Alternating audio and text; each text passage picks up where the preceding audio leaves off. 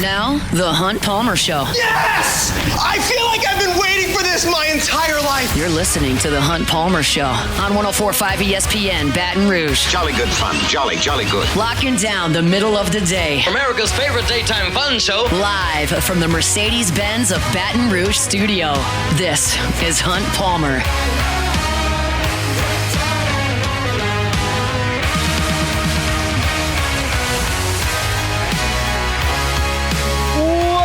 Hunt Palmer coming to you from the Mercedes-Benz of Baton Rouge studio downtown in the capital city on this Monday. It means we're brought to you by Gulf Coast Office Products. Got Jacob Beck and Cassie Spazzali back there on the ones and twos, and we're glad you're hanging out with us here as you get your work week off to a good start. It was not a good weekend in South Louisiana football land. LSU takes it on the chin, and the Saints are destroyed out in L.A. Got a lot to talk about over the next 2 hours involving those two games, as well as SEC picks against the spread. It was a great weekend in college football as well. Denton Day will be with us in an hour and a half to talk about all of that. We also have to talk about the end of that Washington Commanders game against the Chicago Bears yesterday with Denton, who's a big Washington fan, and Jaden Daniels just keeps making some things happen. I'm not suggesting that he executed the Hail Mary perfectly and just threw it as far as he could, but it was a wild way to finish a game, and the Commanders are a factor at this point in the NFC, so we'll talk a little bit about that in the second hour. We got to get started with LSU and Texas A&M, so let's crank it up with our opening drive. It's not there. Well, our opening drive is brought to you by Genesis of Baton Rouge, and we'll get started this way. Look, it was a really interesting game to analyze at the end. The only thing that matters is that a tidal wave of Texas A&M football overwhelmed LSU in the last quarter and a half of the game. Like, that's the most important thing. You lost the game. You've lost the ability to control your own destiny in the Southeastern Conference. Your playoff hopes are dwindling to very little. And that's the most important thing. But if we're going to actually analyze the entirety of the ball game, I think it's interesting because for the last 8 minutes of the third quarter and the entirety of the fourth quarter, A&M did whatever they wanted running the ball. They had 5 drives, albeit with good field position, and they scored 5 times, 4 touchdowns, and a field goal. LSU threw 3 interceptions, and it was a bloodbath for the entirety of that portion of the game. LSU had one surge and a drive that looked like they were going to potentially hang around, and A&M immediately hit the 50-yarder and went back down and scored a touchdown, and the ball game was over. And that was the most impactful part of the game. But what I was talking about on the post-game show on the LSU Sports Radio Network is it's almost hard to put yourself back to the way that you were feeling when Garrett Nussmeier rolled out to his left and threw that first interception, because up to that point, LSU had completely controlled the game. LSU was moving the ball through the air. LSU was doing a great job defensively of limiting Texas A&M's ground game. They were harassing Connor Wigman. He had no chance back there at all. And at that point, you had a 10-point lead, and that was really the worst it could have been if you're LSU. You had 3 field goals that went poorly, and you squandered those opportunities, but you still had a 2-score lead halfway through. It's time for Hunt's opening drive. Third I got quarter. it. I guess you found it, didn't you? Yep. I didn't know. Sometimes whenever that happens and it goes in my ear, I don't know. You don't know if it's on. Yeah, that was on air. Yeah, it was. It was. So, all right. Well, it is our Happy opening Monday. drive. Thank you for that, Beck. And they were playing great. And then every issue that you have under the surface absolutely got exposed. What's LSU's biggest 2 issues offensively? An inability to run the ball and a quarterback that will put the ball in harm's way sometimes. Well, you couldn't run the ball at all. After the first quarter, you had 2 rushing yards. None in the second half. Could not run it at all. And your quarterback put the ball in harm's way. The throw across his body down the field for the first interception was ill-advised and not very well executed. Then he started feeling a little bit spooked. He missed some easy open throws that he almost always makes. And he put the ball in harm's way a couple more times, whether it was the scheme that fooled him or quality plays and reads by the Texas A&M defense. You throw the out route for a pick, and then you've got the one where you've got a running back that's slipping out late in desperation time, and Nussmeier didn't see the guy fading back into coverage. But those have been your issues, and they showed up. And then defensively, you didn't deal with a mobile quarterback. I wanted to, at some point last week, talk about the potential for Marcel Reed to come in. Because all week we did talk about Connor Wigman's schizophrenia. And I had a feeling, based on the way that LSU had played on defense the last 2 games against Ole Miss and Arkansas, that they were coming on. I had a feeling that LSU would play really well against Connor Wigman. And that's why I picked LSU to win by 2 scores. And when Connor Wigman came out of the game, LSU was winning by 2 scores. And we didn't talk about whether or not LSU could handle Marcel Reed. And the truth of the matter is, if you were just to go back 7 days, I realized that Taylor Green wasn't 100%, but he was out there and he was trying to move around a little bit. And LSU's defense played really well. They shut down an Arkansas running game that's created more explosive runs than anybody in the Southeastern Conference. And LSU only allowed 1 of those last week. So it stood to reason that the Tigers would do a pretty good job up front. And they got absolutely annihilated up front. And at that point, you couldn't reverse the tide. I don't know how much time LSU spent on Marcel Reed. It's been a very, very common theme and narrative in LSU fan base in the last 48 hours. So, well, they didn't prepare for the running quarterback. And they may not have. I don't know. I wasn't there. It just seems that a lot of people are absolute in their feeling that that's certainly the case. I don't know how often you prepare for a backup quarterback in a game week, especially when it's not coming off of a bye week or it hasn't been a 2-quarterback system the majority of the season. Yes, Marcel Reed did play in 3 games when Connor Wigman went down. He started those 3 games, but since Wigman came back against Missouri and Mississippi State, even in a game against Mississippi State where he struggled, they did not go to Marcel Reed. I asked Brandon Taylor and Marlon Favorite on the post-game show on Saturday, like, how much time do you think they spent on him? And they said they were aware of him, but probably not a ton. But it wasn't like Marcel Reed came out and was showing something that no one's ever seen before. Like, if you hadn't prepared for Darren McFadden's Wildcat offense when Gus Malzahn unleashed that, I mean, that's something that you would not know is coming. The read option, pretty common in college football. And that's what Marcel Reed was running. He was running a read option. There wasn't anything super tricky about it.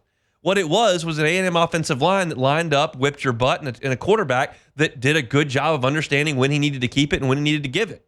And LSU's front 7 couldn't stand up. And if you would have told me in August that would be the case, that Jacoby and Gillard would go down and Harold Perkins would go down and Texas A&M would show up in the second half and run right at you, I'd have said, okay, yeah, that makes a lot of sense. I don't know if Gio Paez and Ahmad Bro and Don McKinley and Paris Shand are ready to stand up to that rushing attack. That's probably the sore spot on this LSU team. That made sense in August. But against Ole Miss and Arkansas, LSU did a pretty good job with the running quarterback. Now, I realize what I'm about to say, so don't go nuts and overreact to it. It's just another data point. But like, LSU did a great job against a running quarterback against South Alabama. I got it. It's South Alabama. Not the same. I know. But it's the same type of scheme. It's an assignment deal. So my point in saying that is, it's not like their heads should have been spinning, and I don't know if they were spinning. I think they got physically whipped. I don't think LSU was grossly underprepared to stop a read option quarterback. It's assignment football. They didn't reinvent the running game. I just think you got beat. And that's concerning and it's disappointing, but it was pretty easy to watch. And when you go on the road and you play a good team, which Texas A&M is a good team. There's a direct quote from me on Friday. I don't think Texas A&M is that good. I said that on the show. You can check the tape. I'll bring it right back up to you. And with Connor Wigman on the field, their offense is not good because he's not very good. But they have a good offensive line and a couple of good running backs, and Marcel Reed ran that offense masterfully. He only attempted 2 throws. You couldn't take away the bread and butter, and if you're not going to take it away, it's just going to keep coming. And that put LSU in a position where they became one-dimensional on offense, and that one dimension is throwing it, and it's all they could do. And Texas A&M has a good pass rush, and they got after it. And Nussmeier started getting spooked a little bit, and that crowd got into the game, and it was lights out after that. Absolutely lights out. So it was a really solid performance for LSU for 35, 37 minutes of game time. And then at that point, the last 20 minutes were a disaster, and LSU could not overcome that. It was an avalanche of Aggie football that LSU just wasn't prepared for. So that's the big picture of this loss to Texas A&M.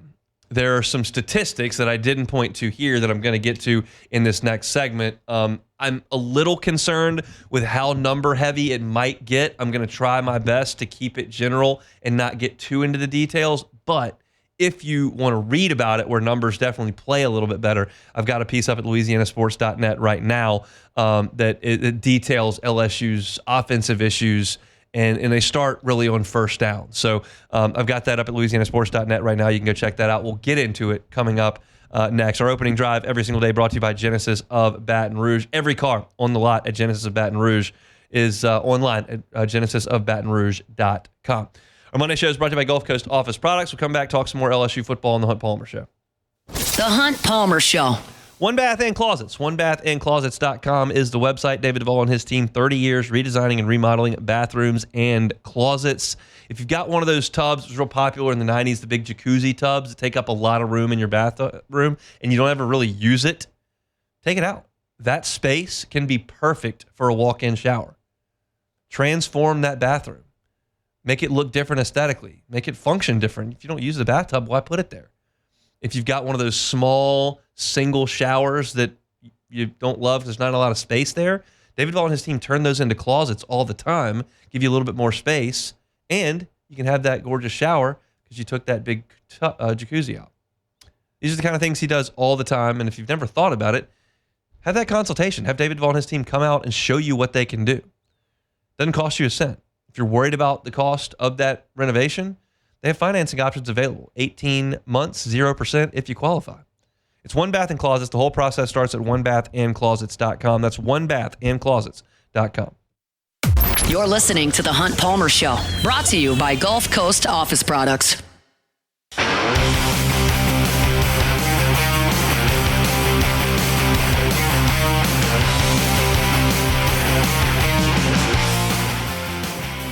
All right, chugging along here on a Monday edition of the Hunt Palmer Show. Denton Day in an hour and 15 minutes talking about the National College Football weekend that was. We'll get to my SEC picks against the spread at the top of hour number 2 in about 45 minutes. But we'll stick with LSU and Texas A&M in this one.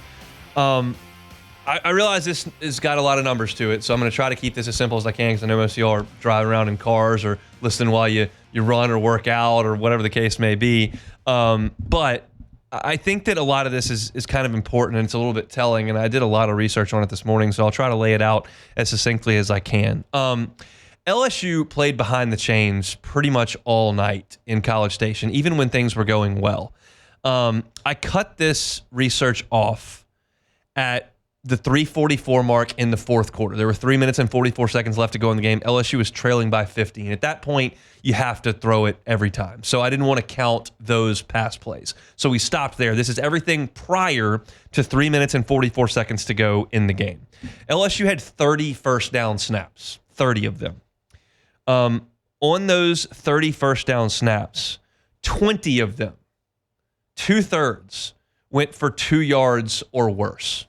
Either a gain of less or an interception in one case. So 2/3 of your first down plays were for 2 yards or less. On those 30 first down snaps, you only ran the ball 8 times.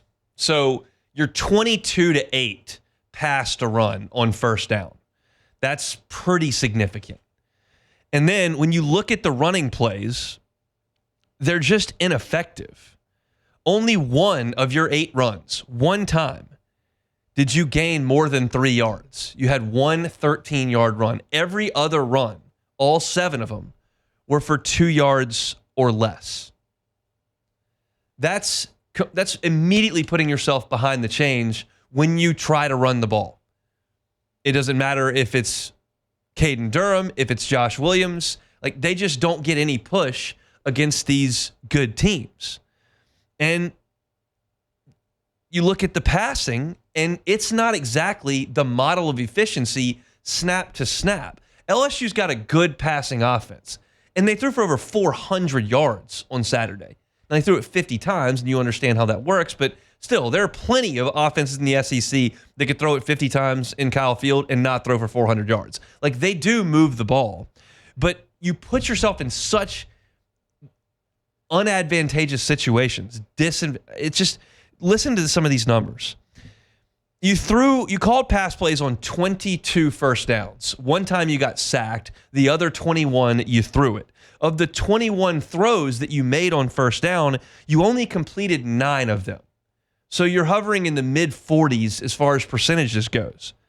So if you look at that, you realize that you're in second or 8 and worse 14 of your 22 pass plays on first down.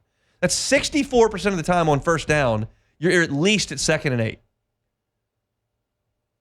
And that's just a tough way to make a living.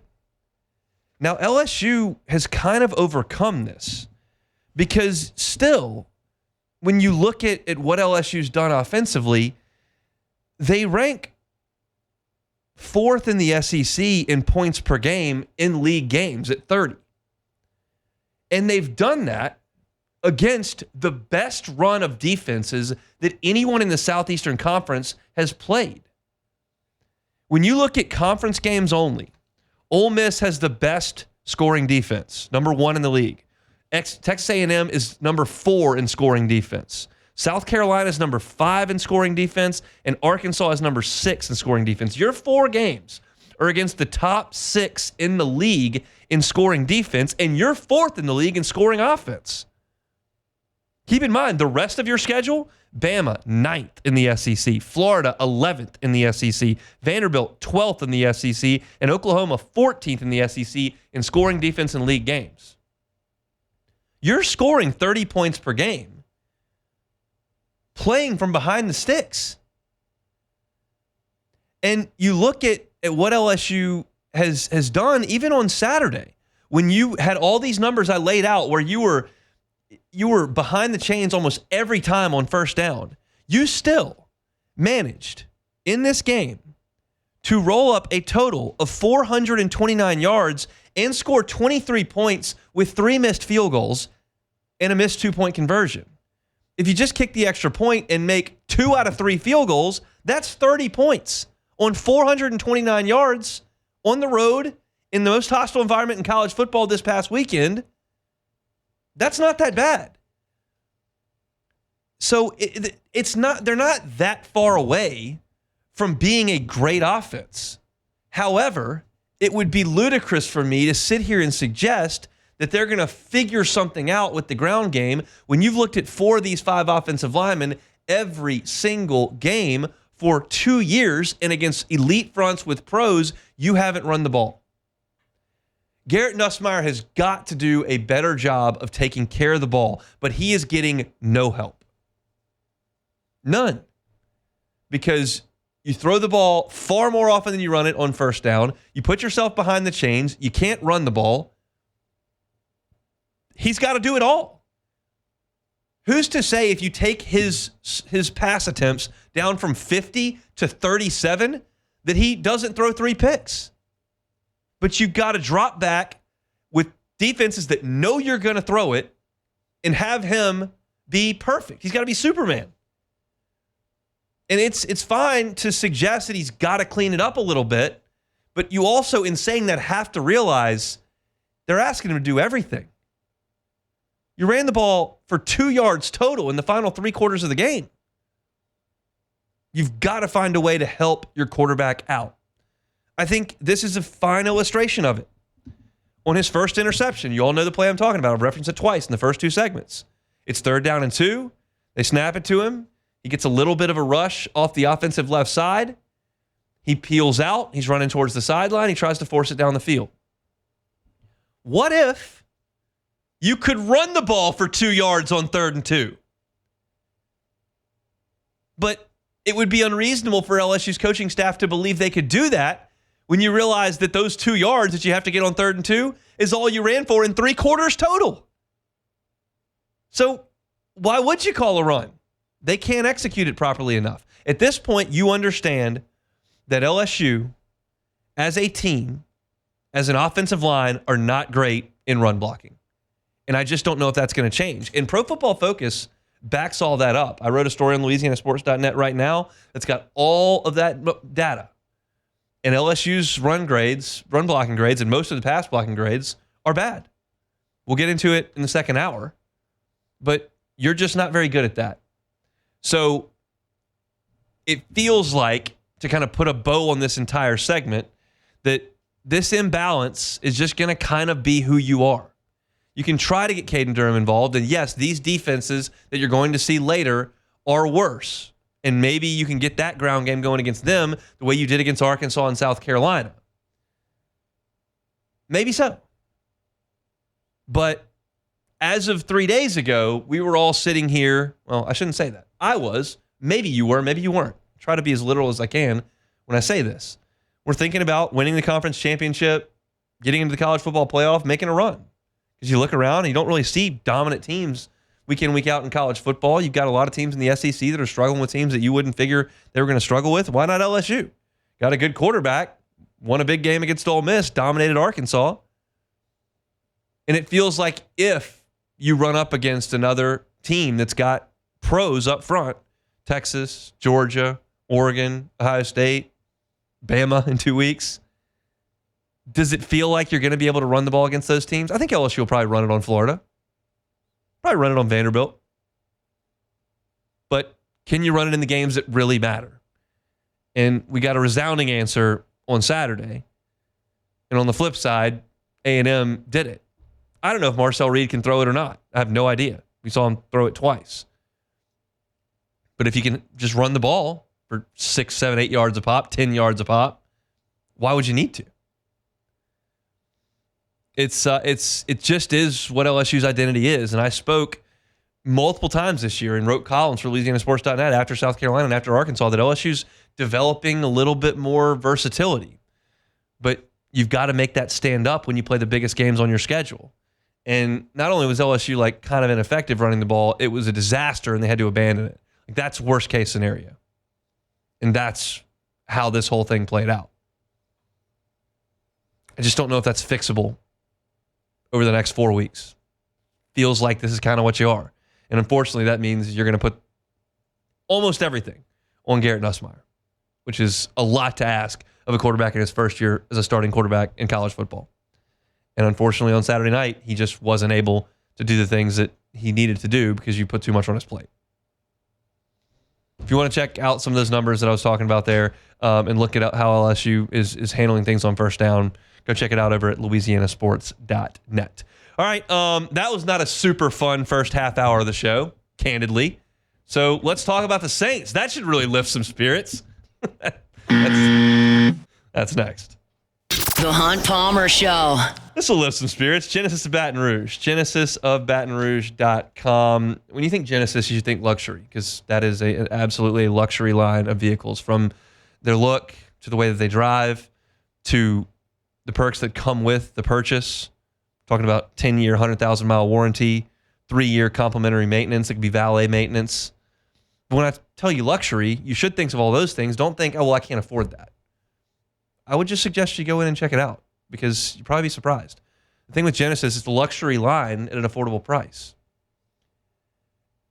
And the people there are fantastic. If you're buying a new car in Baton Rouge, the odds are you're probably going to end up on Airline Highway. That's just where most people do a lot of car shopping. And if that's the case, just make one more stop. Genesis of Baton Rouge, right there, Airline and PQ. Meet with one of their brand ambassadors. Get into one of these vehicles, get behind the wheel, and just see the difference. It's an unbelievable line of cars. They're on Airline at PQ, as I said, near Women's Hospital. And every single car that's on the lot is online at GenesisofBatonRouge.com. So go check those out. Get by the dealership. Become a Genesis driver. Genesis of Baton Rouge, GenesisofBatonRouge.com. This is the Hunt Palmer Show, brought to you by Gulf Coast Office Products.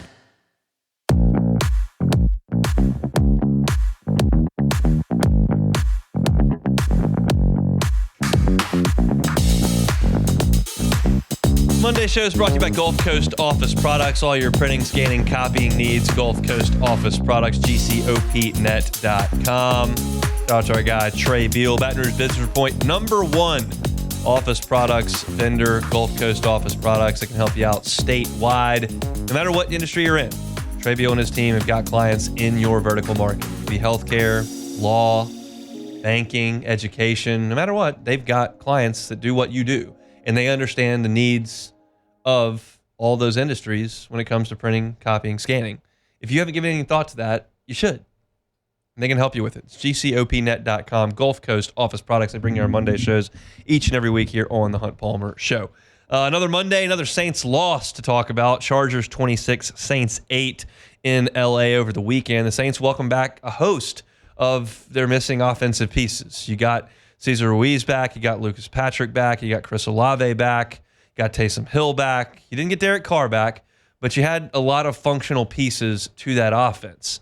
And you had the football for a total of 13 drives, and you got 2 field goals.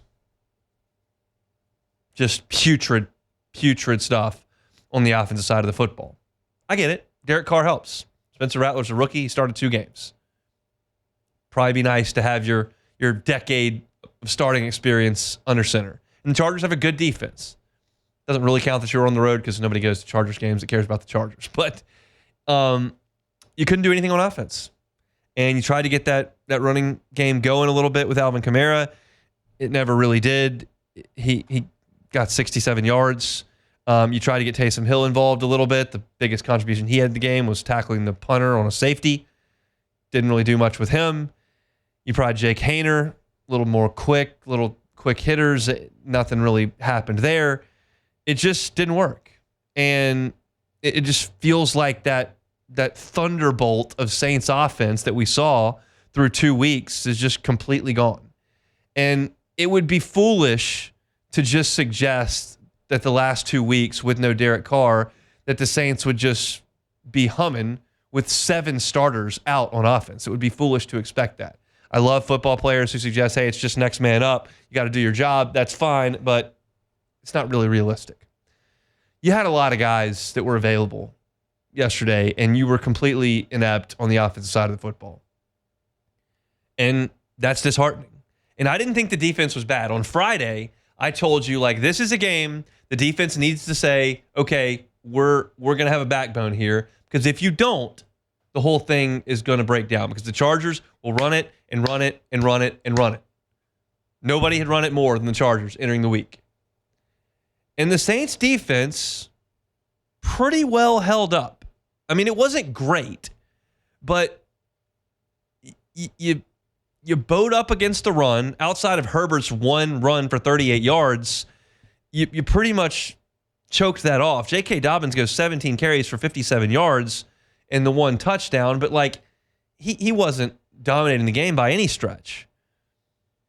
And you tried. And I mean, you'd given up 16 points through 3 quarters. Problem was your team had produced 8, and you produced 2 of those. So eventually the dam breaks, and it did. And McConkey got loose, and he had his 2 touchdowns, and it was this snooze fest of an 18-point victory for Los Angeles. And I don't think the Saints have quit. I don't think that change is imminent, right now. But I feel like you've now gotten to a point of basically no return. You're going to try to infuse a little bit of life into this week because you go play the worst team in the NFL and your quarterback's probably going to be back. But realistically, at 2-6, how could you expect New Orleans to make any sort of a push late in the season? You realize to have any shot at this, you've got to go 9-7. Any shot. Sorry, 9-8. You've got to have any shot. You got to go 9-8. That means you got to go 7-2 the rest of the way. It's just not realistic. Not the way this team is playing, not the way the offensive line blocked yesterday, basically at full strength. Yeah, Eric McCoy helps, but you were basically at full strength. And you weren't able to clear much of a path for the running game. And so you've got an aging defense, an offense that's not productive right now, a hole that's too big to climb out of, and basically all eyes kind of pointing towards what the future holds. I realize that the Saints have not been a franchise to fire folks mid-season, to make sweeping changes. They've been they've kept continuity there as much as anybody probably outside of what was New England for 2 decades and then Pittsburgh. But you realize that there's change coming. And the question is, if you're a Saints fan, do you want the Saints to try to dig out of this hole and get off to a good start against Carolina next week and see what Derek Carr and the crew can do and see if you get hot like you did late last season? Or do you think maybe, just maybe, if this is a 4-13 team, you might be able to draft a quarterback, which is something the franchise hadn't done in decades, in the first round? Like that's where my head is when I'm analyzing this team. It's just hard for me to come in here on Monday and try to talk about whether or not the defense could have been called a little bit differently on that third down, or whether or not that holding call altered the game in a specific way, or whether or not that dropped. Like, it doesn't feel like you're a play or two here or there away from this being different. It just doesn't. Not when you've lost 6 games in a row. You haven't won since mid-September, and we're about to be in November. It doesn't feel like the small things are significant at this point when analyzing the New Orleans Saints. It only feels like the big stuff is important. And the big stuff is, who's your head coach going to be and what's the direction at quarterback? Derek Carr is going to be on this team next year. But I look at this game, I watched this game, I look at this box score, I understand what's been going on for 2 months, and it just feels so freaking bleak. I don't have another way to say it. It just feels bleak. It doesn't feel like you're close to anything. I mean, Beck, am I wrong in talking about this? Like, I thought about being like, they just got dealt a crappy break with all these injuries, and they weren't in position to respond to their quarterback being out. And maybe this is actually, instead of a 2-6 team, it's a 4-4 team with Derek Carr out there. And I thought about trying to go down that road, and I'm going, that's not how I feel. I feel like they're not even close. No, it's not. They're not just Derek Carr away, because the defense is really not played well for the past 5 games. I mean, they've given up 26 or more in the last 5 games. So it was just a slow bleed yesterday. Yeah, they didn't get gashed like they did in the other games. It was just a slow bleed, and it really started when you couldn't hold the lead against Atlanta, and then it got really bad. And this was just, I felt like the defense showed up. Yeah, they did, but there was. What are you going to fight for here? The Saints weren't going to score any points. No, that's what I was going to say, is that when your offense is on the field for such a short amount of time, and you have to keep going back out there after your offense goes 3 and out, or gets to maybe a first down or 2, and you have to keep going out there, you just lose your confidence, or your will, because it's like, okay, even if we get a stop, like, what's the offense can't do anything. What is this? What are we doing out here? And eventually you just get wilted down towards the end of the game, and that's what happened. So yeah, it's definitely not just Derek Carr, man. There's a lot of problems with this team. Which and goes back to a bigger point. The last thing on this game, you saw Spencer Rattler get benched. It was unreasonable to expect him to do a lot against Denver, but you had a long week to get ready against a team that was coming off of a short week. The game plan was going to be tailored to you. The offensive line in front of you was guys you expected to have out there for the most part. And he takes 3 sacks. He completes 50% of his throws. He didn't turn it over, which they talked about a lot, but there just wasn't any rhythm, any functionality to it. And look, I talked about this as well when they drafted him, and then in the preseason games. Like, I think it's always worth a flyer on one of these guys late, because if you end up with Dak Prescott or Brock Purdy or Kirk Cousins or one of these guys that you take a little bit later in the draft and it does hit, it's just such a massive advantage for you from a salary cap perspective to have a productive quarterback on a rookie deal for no money. And so it was exciting to an extent to maybe see him get his chance. But I didn't really see anything in 2 games that would lead me to believe that Spencer Rattler has a really bright future as the starting quarterback of the New Orleans Saints. Like, that just seems like a far-fetched idea. Again, it's 2 games, and there are plenty of guys that have gotten off to rocky starts to their NFL career and gone nuts. Jaden wasn't great in his first game against Tampa, but I just don't see a lot.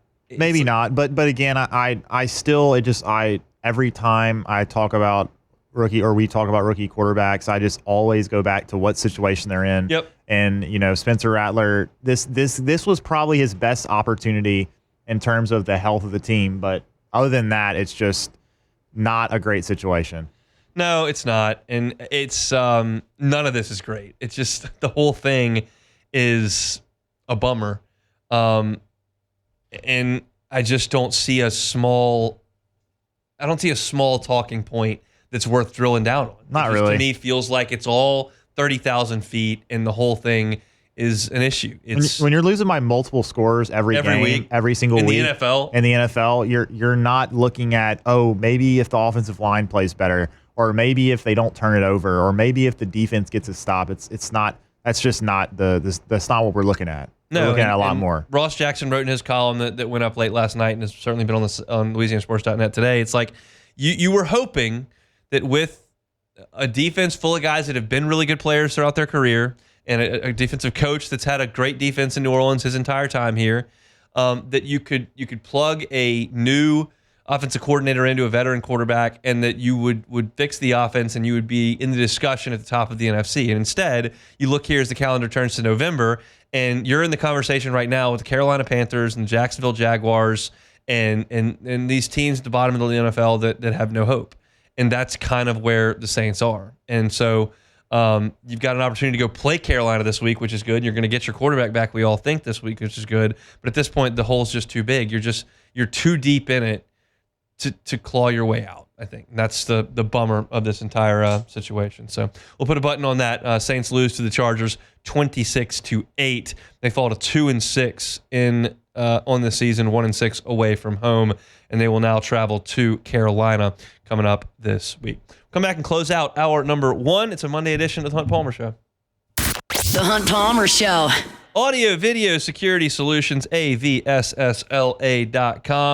I was hanging out in the backyard a good bit yesterday. Myers man was hitting some baseballs. We were avoiding bees, trying not to get stung, which is important when you got a 3-year-old. And while we were out there, I was cranking some tunes because I didn't really want to deal with any football or podcasts at that point. I just wanted to listen to some music. So we did, and all of that we can do outside at our house is thanks to the folks at Audio Video Security Solutions. They came out to our house. They put those speakers on the back patio, and I can control all of it right there from my app. I was just scrolling through. You can control the volume, control what station you use, what app you use. You can listen to us outside if you want to. If you use the folks at Audio Video Security Solutions, I am completely technologically inept, and Mitchell Fisher made it so easy that even I can figure it out. That's good. Even if you don't know exactly what you're looking for, they can help you with it. This is Mitchell's cell phone number. It's 225-439-7920, 225-439-7920. He's going to be your point person at Audio Video Security Solutions, and he owns the company. That's a pretty big deal. So if you want to get something done from an audio perspective, video perspective, security at your home or your business, Audio Video Security Solutions can help you out with that. Check them out online, avssla.com. avssla.com. You're listening to The Hunt Palmer Show, brought to you by Gulf Coast Office Products.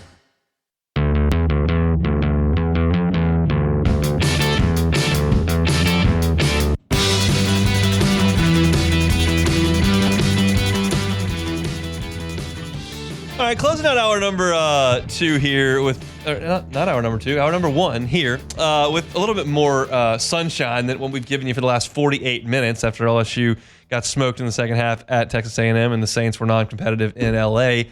Lane Kiffin's big mad, Beck. Is that what I'm hearing? Yeah, he's upset.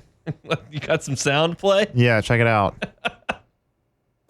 That's been proven for a long time, and so who won at night? LSU gets to play at night again, I guess. Shocker. So that's 2 for 2 for them. it is an advantage. I feel bad for our fans, to not have one night conference game is really unfortunate for them. And so whatever, it's just really disappointing, but it is what it is. Okay, Lane's referencing their game times announced for 2 weeks from Saturday. That is LSU and Alabama, 6:30 kickoff in Tiger Stadium. Ole Miss will welcome Georgia into Vaught-Hemingway, and that'll be an afternoon kickoff there. And he's not thrilled about that. And I sympathize with him almost a fraction. But not really. The television networks control this whole thing. And the fact of the matter is that LSU and Alabama are two massive brands with multiple national championships over the last 2 decades, and Ole Miss is not on that level nationally, and they want national eyeballs. I will watch Ole Miss and Georgia if they play at 11 o'clock in the morning or 11 o'clock at night, because I'm an SEC football guy, and I would love to watch that game. But I think if you're talking about folks nationally, Ole Miss may not garner quite as much attention as LSU and Alabama do. Whether or not you believe that Ole Miss is better or worse than LSU or Alabama this year, that can be debated plenty. But he did have a chance to come to Tiger Stadium at night, and his team didn't get it done, even though he had a lead for the entirety of the game, basically.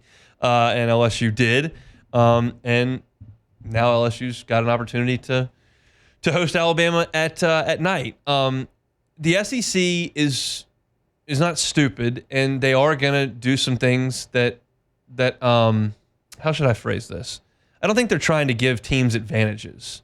I do think they appreciate the tradition and national relevance of Saturday night in Death Valley as opposed to Saturday night in Oxford. And they're going to showcase that. You've got 103,000 seats here, and the one in Oxford's got 60. And I just feel like that's part of it. Until you can earn your way out of that, it is what it is. I mean, keep in mind, LSU played a pretty important game 2 years ago here against Tennessee at 11 o'clock in the morning. It's not unheard of. LSU played Florida at 11 o'clock in the morning a couple years before that. We've seen that before. LSU had to host UCLA in the afternoon as well. So LSU doesn't get all their games at night, but I think that LSU has built itself into a brand that is nationally relevant, and the league wants to showcase that on its primetime slot. And I think Alabama and Georgia are probably on level footing at this point, so it's not just that you're giving a hat tip to Alabama, but it's not like Ole Miss is playing Georgia and LSU is welcoming in Vanderbilt, who's a nice story this year, and they just put LSU at night and stuck Ole Miss in the afternoon. It's a pretty big game. Well, here's the thing, too. If you're Ole Miss, hey, Lane, if you're undefeated, it's probably a night game. Yes, that's right. So win the games, and you'll get a night game. If you lose, how's he supposed to beat Kentucky, Beck? It was in the afternoon. That's true, Hunt. So maybe if that was a night game, they would beat Kentucky. That's a good point. I was trying to come up with something quippy to say about Kentucky football, and there was just nothing there. Yeah. Nothing on the tip of my tongue to talk about Coach Stoops' program at that point. But it's going to be a heck of a day of football watching during that window. That day of SEC action is fantastic. I've got the tweet here that's got all the games. So if you're an LSU fan and you are coming to the game, you can watch some morning action. It's Florida at Texas, which may not be super competitive, but Florida is playing a little bit better at this point. That game will be at noon Eastern in Austin, so 11 o'clock our time. Then in the afternoon window, you've got Georgia at Ole Miss on ABC at 2:30. South Carolina and Vanderbilt, kind of a nice game. Right there at 3:15 in the afternoon. Then in the night window, you got LSU and Alabama at 6:30. You've got Oklahoma at Missouri that's been flexed with Mississippi State and Tennessee. Those games will kick off right around the time LSU is playing as well. So if you're an LSU fan and you know you're going to lock in on LSU and Bama, you got Florida and Texas in the morning, then Georgia, Ole Miss, and South Carolina Vanderbilt in the afternoon, leading you up to LSU and Alabama on a Saturday night in Death Valley. That'll be an ABC kickoff, and I'm sure that Fowler and Herb Street will be here for that one. Should be quite an environment. I got asked actually at the site we were doing the pregame show on Saturday, we were doing the postgame show, and somebody said, "Do you think anybody's going to go to the Bama game? Is it still going to be a fun environment?" I was like, "Should be. You're not toast yet. This is a 12-team playoff. There's a lot of teams that have 1 and 2 losses, and Alabama is one of those teams that has 2 losses that you could put firmly behind you and knock them out. And then Tennessee's still got to play Georgia." Ole Miss has still got to play Georgia, And you look around and you got to see, what teams like Indiana do, what teams like Penn State do, what BYU. teams like BYU. Yeah, I mean, the Big 12, we'll see. Like, somebody's got to win that league as well. But I'm just thinking Penn State and Indiana are not going to win their conference. You figure that's those are potential at-large teams. You're in it, and you will be in it when you kick off against Alabama. You just got to win that game. And if you can go to Selection, what day is that? I don't even know. Selection Sunday, I guess it is. If you can get there and you can put a win over Ole Miss and a win over Alabama on your resume, I think those are pretty good wins. And your loss at College Station is not going to hurt you. And then your loss to USC is not very good. So that it was away from home. It just kind of is what it is. I think the crowd will be very good for that game against Alabama. It generally is. I haven't seen Alabama in Tiger Stadium in, I guess that makes it 6 years now because I had COVID in 2020. So I did the pre and post game show in pajamas from my kitchen table on Zoom. And then last time I had a wedding in the family. So I'm excited to get in there for LSU and Alabama. I'm imagining 100,000+ of my closest friends will be there as well, and it should be a heck of an environment there. So again, 6:30 kickoff for LSU and Bama inside Tiger Stadium. That's it for hour number 1. Our Monday show is brought to you by Gulf Coast Office Products. If you missed any of the first hour, catch it on demand. We reacted to a bunch of negative stuff in football land, and you can find that wherever you find your sound. We'll pause for Sports Center. When we come back, my SEC picks against the spread. We'll talk about the SEC games that were on Saturday. It's the Hunt Palmer Show. The Hunt Palmer Show.